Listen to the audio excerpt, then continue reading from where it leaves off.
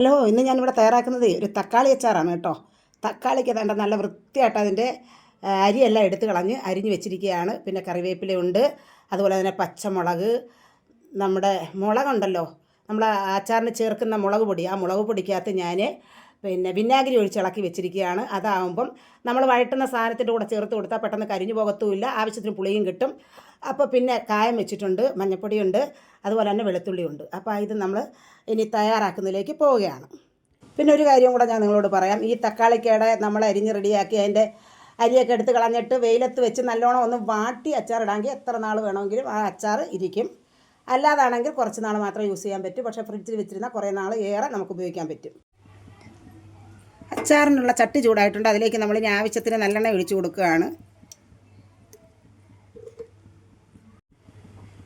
അപ്പോൾ എണ്ണ ചൂടായിട്ടുണ്ട്. അതിലേക്ക് നമ്മൾ ആവശ്യത്തിന് കടുക് ഇട്ട് കൊടുക്കണം. കടുക് പൊട്ടട്ടെ. കടുക് പൊട്ടിയിട്ടുണ്ട്. അതിലേക്ക് ഇനി വെളുത്തുള്ളി, പച്ചമുളക്, കറിവേപ്പില, ഈ പരുവം മതി. ഇതിലേക്ക് ഇനി നമ്മൾ അരിഞ്ഞ് വെച്ചേക്കുന്ന തക്കാളി ഇട്ട് വഴട്ടാൻ പോവാം. ഇതിലേക്ക് ഇനി ആവശ്യത്തിന് ഉപ്പ്, മഞ്ഞൾപ്പൊടി, കായം,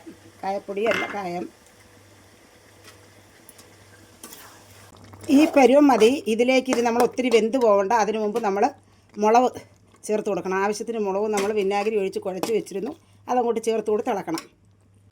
വേണ്ട, അടിപൊളി പരുവമായിട്ടുണ്ട്. ഇത്രയും വെന്താൽ മതി. വെന്തങ്ങ് ഉടഞ്ഞു പോകരുത്.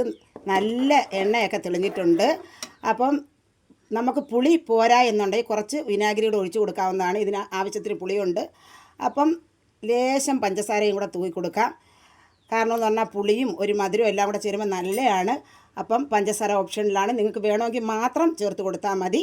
അപ്പോൾ നല്ല തക്കാളി അച്ചാർ റെഡി ആയിട്ടുണ്ട്. അപ്പോൾ നമ്മൾ തയ്യാറാക്കിയ രുചികരമായ തക്കാളി അച്ചാർ റെഡി ആയിട്ടുണ്ട്. സൂപ്പർ ടേസ്റ്റാണ്. എല്ലാ അച്ചാറിനേക്കാളും എനിക്കിഷ്ടം തക്കാളി അച്ചാറാണ്. കാരണം അത് ചപ്പാത്തിക്കായാലും അപ്പത്തിനായാലും ദോശയ്ക്കായാലും എല്ലാത്തിനും നമുക്ക് കഴിക്കാൻ പറ്റും. അപ്പോൾ ചോറിനും ടേസ്റ്റാണ്. അപ്പോൾ നിങ്ങൾക്കിത് ഇഷ്ടപ്പെട്ടുവെങ്കിൽ എല്ലാ സപ്പോർട്ടും എനിക്ക് തരണം. ഇനി കാണുമ്പോഴേയും ബായ്.